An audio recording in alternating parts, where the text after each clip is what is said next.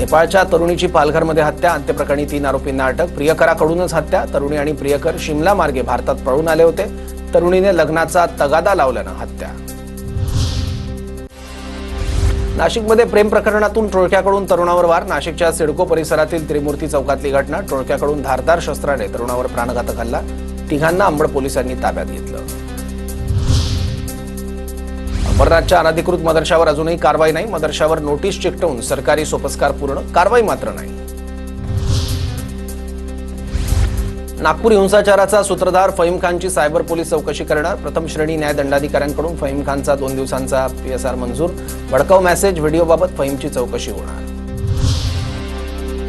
नागपूर महानगर प्रदेश विकास प्राधिकरणाच्या ताब्यात 7800 हेक्टर शासकीय जमीन येणार। राज्य सरकारचा निर्णय, विकास योजनांना गती मिळणार। नवी मुंबईत उद्या दिवसभर पाणी पुरवठा बंद। मोरबे जलवाहिनीवर होणाऱ्या गळतीच्या दुरुस्तीचं काम होणार। उद्या सकाळी 10 ते रात्री 12 पर्यंत पाणी पुरवठा बंद राहणार।